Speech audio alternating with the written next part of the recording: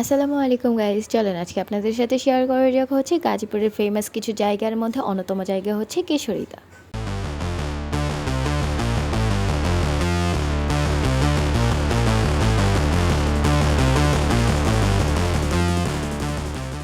এই কেশরিতার কিন্তু দেখতে মোটামুটি অনেক সুন্দর। এখানে গ্রামের একটা ফিল নিতে পারবেন। তার মধ্যে কথা হচ্ছে এই যে পার্কটা, ভিতরে যে পার্কটা, এখানে কিন্তু বাচ্চাদের অনেক রাইডার আছে।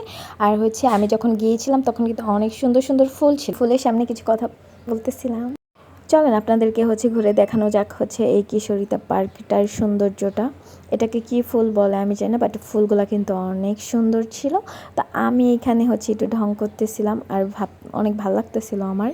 আপনারা এখানে ফ্রেন্ডস, ফ্যামিলি, কাপল যাই বলেন না কেন সবার সাথে এসে কিন্তু হচ্ছে সময় কাটাতে পারবেন। এখানে দোলনা ছিল, আমি হচ্ছে একটু দোল খাইতেছিলাম আর একটু মজা করতেছিলাম। এখানে অনেক সুন্দর সুন্দর ফুল ছিল, আমি এই যে ফুলের সাথে কয়েকটা ছবি তুলেছি।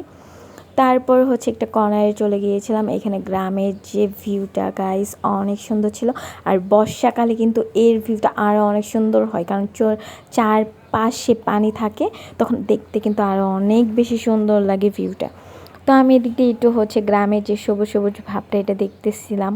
আর এখানে একটা হচ্ছে এটাকে কি বলে, বুট ছিল, বুটটাকে দেখতেছিলাম। তারপরে চলে গিয়েছিলাম ওদের উপরের রেস্টুরেন্টে। তো হচ্ছে ওদের যেহেতু পার্কে চলে আসছে আর আমরা সবাই রোজা ছিলাম, তো আমাদের তো হচ্ছে ইফতারি করতে হবে, তাই উপরে চলে গিয়েছিলাম।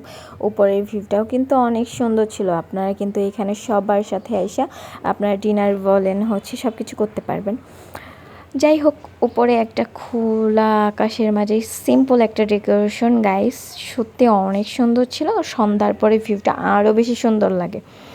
তো আমি হচ্ছে যেহেতু ওদের রেস্টুরেন্টে চলে আসছি, ওদের মেনু কার্ড দেখতেছিলাম কী কী খাবার ট্রাই করা যায় আর ওদের খাবারের কোয়ালিটি কেমন, এটা নিয়ে আপনাদের সাথে কথা বলবো। তারপরে আমি একটা কম্বো অর্ডার করি, হচ্ছে চিকেন ফ্রাই আর হচ্ছে লুচি ছিল আর হচ্ছে চিকেন কারি ছিল।